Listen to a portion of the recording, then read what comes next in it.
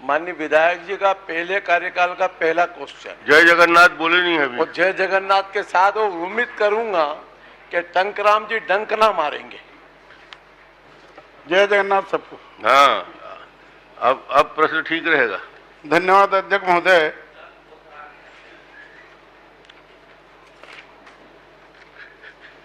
राजस्व मंत्री महोदय से निवेदन करता हूं कि मेरा कुछ प्रश्न है, बताने की कृपा करेंगे। क्या शासकीय सेवकों को उनकी सरकारी समितियों की रियायती दर पर रायपुर या नया रायपुर में आवासीय उपयोग हेतु भूमि का आवंटन किया गया है? यदि हाँ तो किस किस विभाग को, किस किस संवर्ग के शासकीय सेवकों को कहाँ किस दर पर भूमि का विवरण सही बताएं। क्या रियायती दर पर शासकीय भूमि का आवंटन भेदभाव किया जाता है? यदि हाँ, उत्तर आने दूं? अब बैठ जाओ ना। अच्छा। मंत्री जी, मैं सोचा एक ही साथ पढ़ दूंगा। मंत्री जी सही, वृंदा जी मंत्री जी सही ही बताएंगे। बोलने पहले जो भी कहूंगा सच किसी को।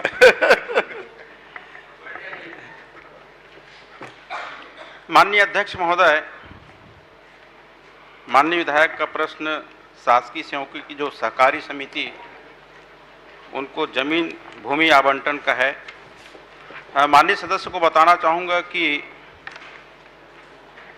शासन के द्वारा शासकीय सेवकों की सहकारी समितियों को रियायती दर पर नया रायपुर में शासकीय भूमि आवास हेतु आवंटित की गई है।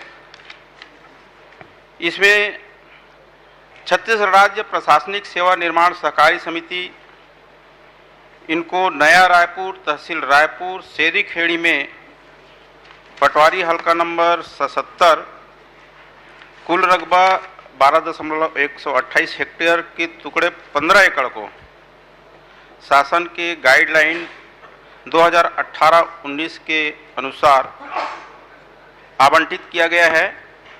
और ये राज्य प्रशासनिक सेवा गृह निर्माण समिति इनका खुद का समिति है। ये भूमि आवंटन शासन के नियमानुसार उनको दिया गया है। और अखिल भारतीय सेवा श्रेणी के आईएएस जो हैं उनको भी रायपुर, तहसील रायपुर, ग्राम शेरी खेड़ी, पटवारी हल्का नंबर 42, कुल रकबा 20.24 हेक्टेयर, गाइडलाइन 16-17 के अनुसार राजस्व आपदा प्रबंधन विभाग मंत्रालय के आदेश क्रमांक F4/65/7/1/2016 दिनांक 30/6/2016 के अनुसार भूमि आवंटन किए गए। इनको छत्तीसगढ़ गृह निर्माण मंडल को ये जमीन दिया गया है, वो डेवलप करके इनको आवंटित किया जाएगा। और साथ ही ये जो अखिल भारतीय सेवा श्रेणी को जो जमीन आवंटित किया गया है, इसमें उच्च न्यायालय के उच्च न्यायिक सेवा के अधिकारी भी इस भूखंड को ले सकते हैं, इसमें उनको भी आवंटित किया जाएगा। और तीसरा, नया रायपुर में जो संचालनीय अधिकारी की जो समिति है उनको भी शेरी खेड़ी, पटवारी हल्का नंबर 77 में खसरा नंबर 433/1 और खसरा नंबर 680/1 के कुल 7.115 हेक्टेयर भूमि को दिया गया है। ये भी भूमि छत्तीसगढ़ गृह निर्माण मंडल रायपुर को दिया गया है। ये डेवलप करके उनको भूमि आवंटित करेंगे। क्या रियायती दर पर शासकीय भूमि का आवंटन में भेदभाव किया जाता है?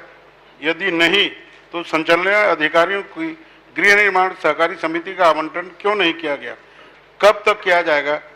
यदि नहीं किया जाएगा तो क्यों नहीं किया जाएगा? माननीय अध्यक्ष महोदय, शासन के जो गाइडलाइन है उसके अनुसार जमीन आवंटन किए जाते हैं। इसमें किसी तरह का भेदभाव नहीं किया जाता। जो जमीन का जो मूल्यांकन होता है उनके भू भाटक और प्रीमियम के हिसाब से उनको जमीन दी जाती है।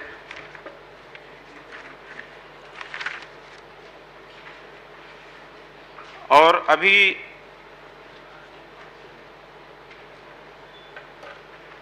कब तक दिया जाएगा, ये एक प्रश्न किया है कि गृह निर्माण समिति को आवंटन किया, यदि नहीं तो कब तक किया जाए। तो संचालनीय जो अधिकारी कर्मचारी हैं उनको आवंटन किया जा चुका है। चलिए, उनका खत्म नहीं हुआ है। हाँ हाँ, किन किन संस्थानों को रियायती दर पर भूमि का आवंटन किया गया है? रियायती दर पर भूमि आवंटन करने की नीति क्या है, बताने की कृपा करेंगे।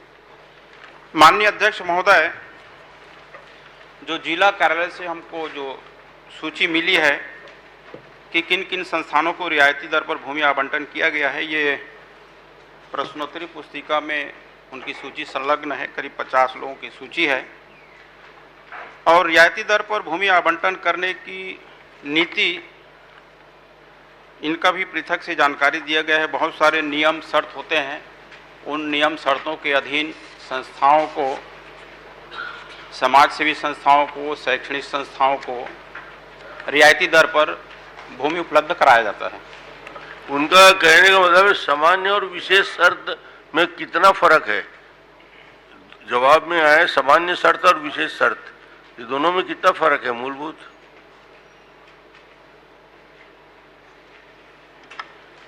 माननीय अध्यक्ष महोदय, उस जमीन के उपयोगिता और उस जमीन को लीज पे लेने के उद्देश्य के अनुसार उसमें रियायती दर उसमें लागू होता है। जैसे शैक्षणिक संस्था है तो उसके लिए, गम हॉस्पिटल के लिए भी।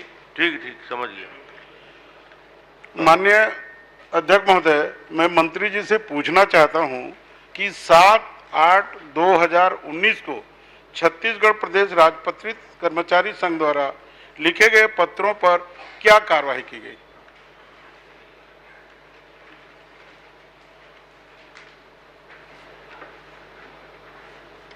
माननीय अध्यक्ष महोदय, छत्तीसगढ़ राज्य प्रशासनिक सेवा की जो सहकारी समिति है उसको तो जमीन आवंटित किया जा चुका है और इन्होंने अपना जो प्रीमियम राशि है करीब 6 करोड़ रुपया ये भुगतान भी कर चुके हैं।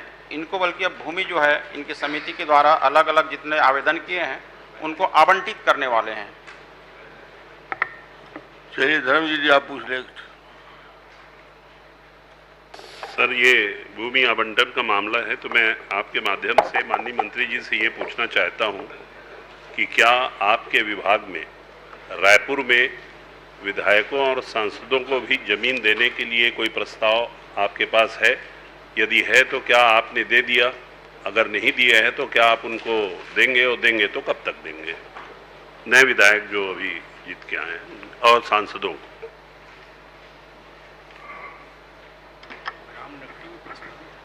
माननीय अध्यक्ष महोदय, माननीय विधायकों और सांसदों के लिए अभी जगह चिन्हांकित नहीं किया गया है। जमीन देख रहे हैं नया रायपुर के ग्राम नकटी, वहाँ पे देख रहे हैं, प्रक्रियाधीन है, अभी अंतिम निर्णय नहीं हुआ है। महोदय, ये मामला बहुत दिन से आपके समक्ष विचाराधीन है। नकटी हो या जहाँ भी हो, आप कम से कम इनके लिए भी ख्याल रखिए। जब सबको दे रहे हैं तो इसमें बहुत से विधायकों को भी अलर्ट हो जाएगा तो अच्छा रहेगा, उनको राजधानी में रहने के लिए एक व्यवस्थित जगह मिल जाएगा। तो आप मुझे ये बताने की कृपा करें, देख रहे हैं नहीं, आप ये बताइए कि कितना जल्दी इसमें कार्रवाई कर लेंगे। ये अगर थोड़ा समय सीमा बता सकते हैं तो बता दीजिए। माननीय अध्यक्ष महोदय, ये विषय हमारे संसदीय कार्य मंत्री और आपके भी जानकारी में है। ठीक, और ये प्रक्रिया को जल्दी पूरा करके आगे आवंटन की कार्रवाई। चलिए राजेश जी पूछिए। सम्मानीय अध्यक्ष महोदय, मैं आपके माध्यम से मंत्री जी से पूछना चाहता हूं कि आपने जो जमीन अलॉटमेंट की है वह जमीन पूरा के पूरा खसरा आपने बताया है, तो डेवलप कौन करेगा और क्या रेट पे दी? माननीय अध्यक्ष महोदय, जो जमीन आवंटित की गई है छत्तीसगढ़ राज्य प्रशासनिक सेवा निर्माण सहकारी समिति इसको सीधे तौर पे ये जमीन दी गई है, इनका डेवलप करने का काम राज्य प्रशासनिक सेवा सहकारी समिति का है। और जो अखिल भारतीय सेवा श्रेणी को जो जमीन आवंटित की गई है, इनको छत्तीसगढ़ गृह निर्माण मंडल को दिए हैं। डेवलप करना ये उनका काम है। उसी तरह से संचालनिक कर्मचारियों के लिए जो भूमि आवंटन किए हैं, इसको भी छत्तीसगढ़ गृह निर्माण मंडल को दिए हैं। ये डेवलप करके माननीय अध्यक्ष महोदय, मैंने रेट पूछा दो। पहला तो हाउसिंग बोर्ड को आपने जमीन अलॉटमेंट की, हाउसिंग बोर्ड वाले उनको प्लाट काट करके प्लाट देंगे, प्लाट का रेट का निर्धारण करेंगे। जो भी हाउसिंग बोर्ड के अंदर डेवलपमेंट चार्ज होगा, जो भी होगा लेगा। ये जो समिति को दिया सीधा एकड़ के हिसाब से, उसका डेवलपमेंट, उसका रेट क्या था वो बता दें बस।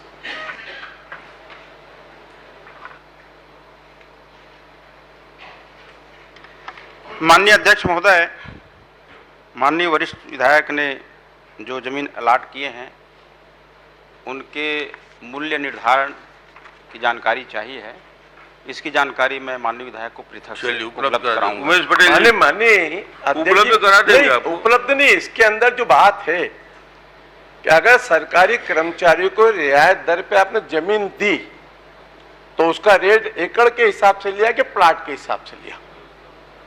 स्क्वायर, क्योंकि कि नई राजधानी का पूरा डेवलपमेंट जब रायपुर विकास प्राधिकरण, नया रायपुर विकास प्राधिकरण कर रहा है और उसके पूरे डेवलपमेंट में पैसा वो खर्च कर रहा है, रोड वो बना रहा है, गार्डन वो बना रहा है, सीवरेज सिस्टम वो दे रहा है, पानी वो दे रहा है, तो यह क्षेत्र का लगा हुआ हिस्सा इसकी वाटर सप्लाई से लेके ये कहां सुनिश्चित करेगा? क्या आपस में सामंजस्य हुआ है क्या? मेरा पूछने का तात्पर्य है।